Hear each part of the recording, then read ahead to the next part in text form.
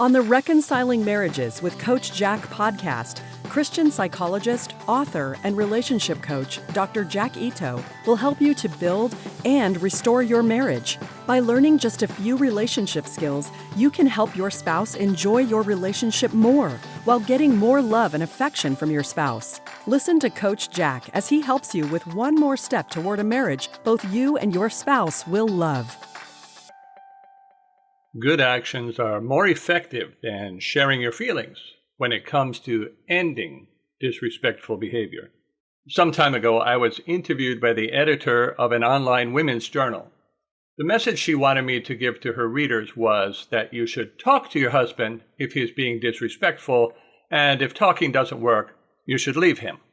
As a pro-marriage Christian coach, I did not give her the answer she wanted, and so I did not appear in her journal. There is a narrative that many people believe, which is not true. The narrative is that you need to put yourself first, help yourself first, love yourself first, and then you can get love from others. It's the opposite from what God says. God says we are to love Him and others first. Jesus said this is the summation of all the commandments. You can see that for yourself in Mark chapter 12, verses 30 and 31. The put yourself first narrative has contributed to a society that doesn't know how to connect with each other, doesn't know how to mend relationships, and blames all problems on someone else. If you're willing to learn things that don't fit the narrative and don't go along with editors of women's journals, then prepare to hear the facts, even if they don't fit the narrative. Until you find that what you have learned to do does not work, you will not understand that you are following someone's agenda and are not on the path to success. Is what you are doing to improve your relationship working? Is what you are doing now to improve your relationship working? If it isn't, then you have to learn and do something different. And please, never just believe what I say. Try it out. God's word and your experience should be the standards by which you measure truth, not how many people say the same thing. Are you ready to learn the truth about what to do if you have a disrespectful husband? It won't make you feel good about leaving your husband. That was the narrative the editor wanted me to give. Instead, it will help you to recreate a loving relationship with your husband. You no more need to leave your husband for disrespect than you need to abandon your children for disrespect. And you no more need to put up with disrespect from your husband than you do from your children. But just as with your children, you need to deal with his behavior while still making him feel loved. I present to you next the editor's questions and my answers exactly as she and I stated them.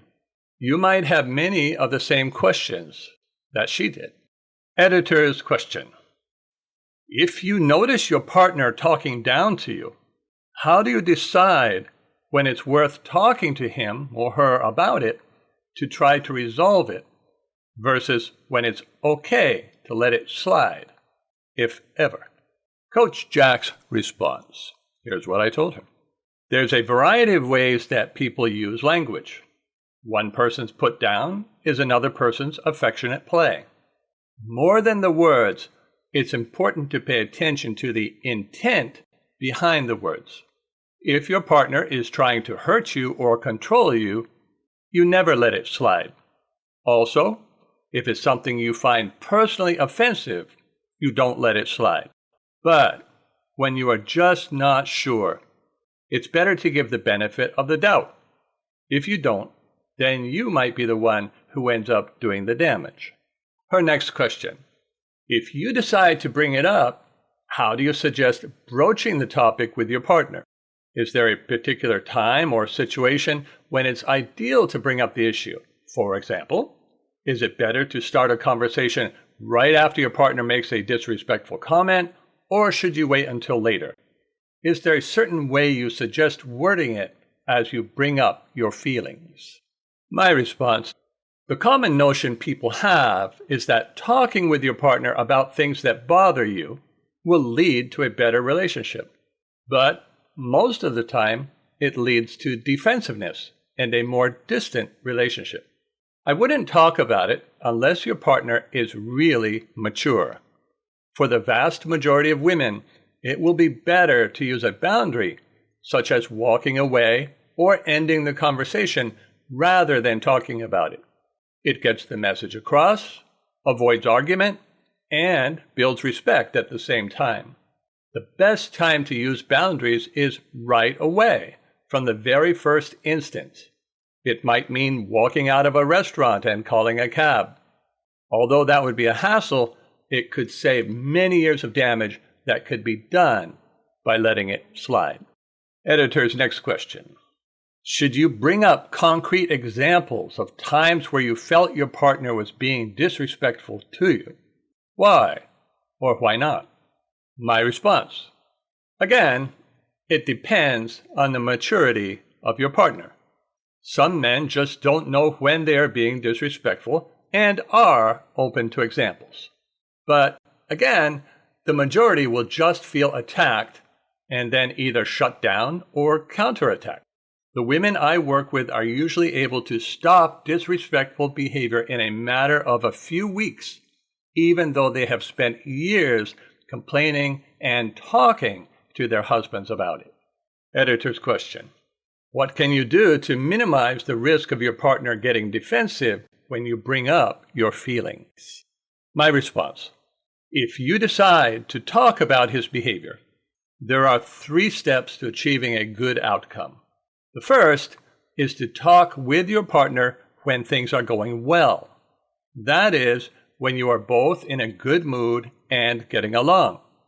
The second is to use a non-blaming style that helps your partner to save face. And the third is to give him an image of what you would like him to do instead. For example, while sitting on the sofa and enjoying each other, you say, "Jim, would you listen to me for a minute? I know sometimes the things I do make you feel irritated, and you have every right to be. But instead of comparing me to your ex, would you please just tell me what you would like me to do?" Follow up with a hug, then get right back to whatever you were doing without turning it into a long discussion. Editor's question: if your partner's behavior doesn't improve after you bring up your concerns, what should you do next? My answer: if you have talked about it 2 times, more than that is nagging, without any improvement, it is definitely the time to start using boundaries. Using boundaries will make your partner angry at first, but not using them would cause long-term deterioration in your relationship. Many women are patient to the point where they no longer feel any love for their partner. That's far too much patience. Editor's question: at what point does it become a smart decision to end the relationship altogether? My answer: this is another "it depends" kind of question. For uncommitted relationships, disrespect is a red flag that really signals you should keep looking, or step up your use of boundaries and reevaluate after some time goes by.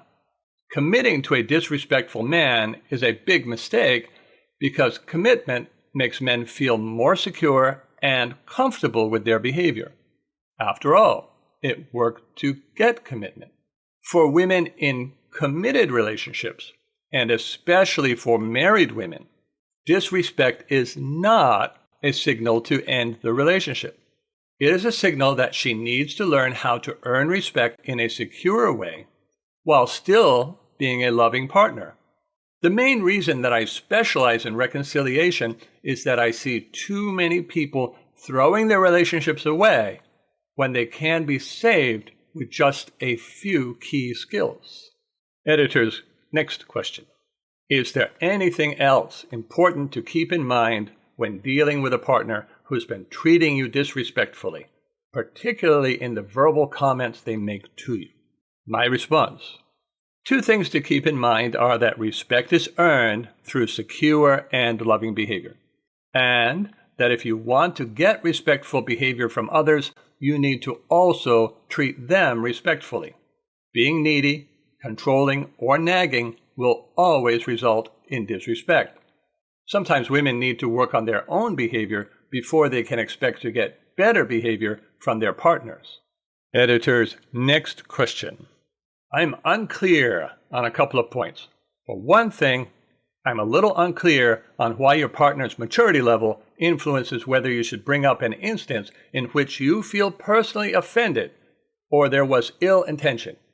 Could raising your concerns and voicing your feelings give them a chance to respond in a mature way, rather than just assuming they won't, provided you do it correctly? You can see she was trying really hard to get me to say what she wanted me to say. She wasn't having my answers. I wasn't having her suggestion. Here's what I told her. Mature partners are able to talk about problems, but they don't tend to be the disrespectful ones. Disrespectful men don't respond well to talking about problems. They just get defensive and angry. Far more damage is done by talking about problems with such partners than by not. Most people only need to think back on their experiences talking about problems to see this is true. Relationship coaches, such as myself, teach people to work directly on solutions rather than focusing on problems. Working on problems and talking about them is much more of a counseling approach. It works well when both people are really motivated to improve their relationship, but it doesn't work well otherwise. That's one reason I switched from counseling to coaching. Finally, the editor followed up on a suggestion I made. She asked, when you say women may start needing to use boundaries, what do you mean by that exactly? Here was my response to her. Using boundaries simply means doing something productive about the way you respond to your partner rather than putting all of your effort in getting your partner to change. Attempting to directly change your partner will most often result in power struggles, whereas using boundaries helps you to be the one in control. In extreme cases, this may mean separating, but in most cases, it just means ending the conversation or walking away as soon as the disrespect starts. Women would avoid 99% of all disrespect issues in their relationships if they did this from the very first time they are treated disrespectfully.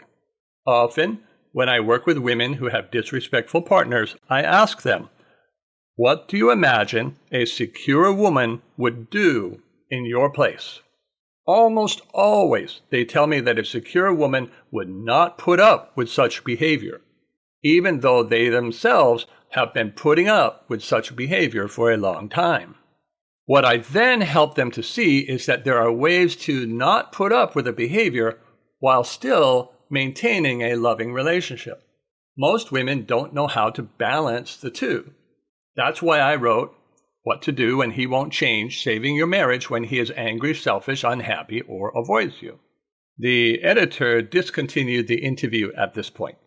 All she wanted me to say was that you should always talk with your partner when you feel disrespected, and then end the relationship if he doesn't change. She had no interest in any other ways of dealing with disrespect. She was only interested in her narrative, which, if followed, results in broken relationships rather than restored ones. I thought she was pretty clueless for asking a reconciliation coach to advise people to end their relationships. Most relationships can be restored, and most of the time, that is not achieved by telling your spouse how upset you are with his behavior. As you can guess, these ideas don't fit today's culture. There is an agenda being put forth by an anti-God, anti-traditional family network of media producers. They will make bestsellers out of methods that don't work so that people will use them and then give up on their relationships. Again, do not take my word for it. You need to learn from what God says and your experience. Or if you're not religious, just learn from your experience. Many times, couples need to get closer before they are able to talk together in a loving way. Talking is rarely the first step in a relationship that has severe problems.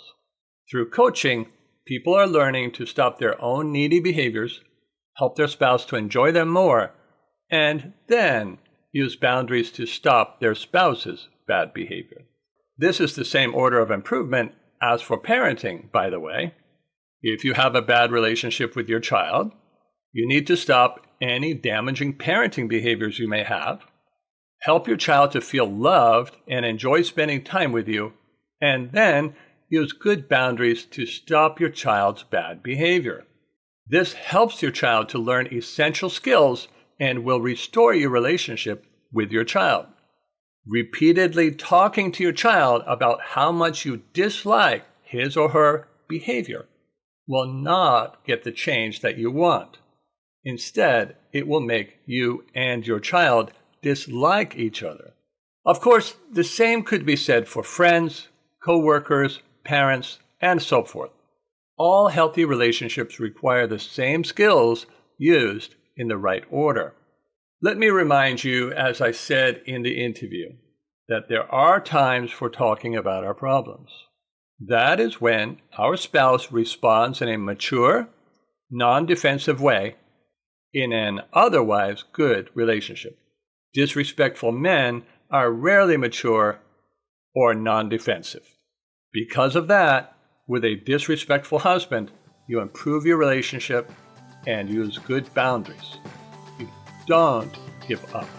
Thank you for listening to Reconciling Marriages with Coach Jack. Visit CoachJackIto.com to learn more skills for reconnecting with your spouse and restoring your marriage.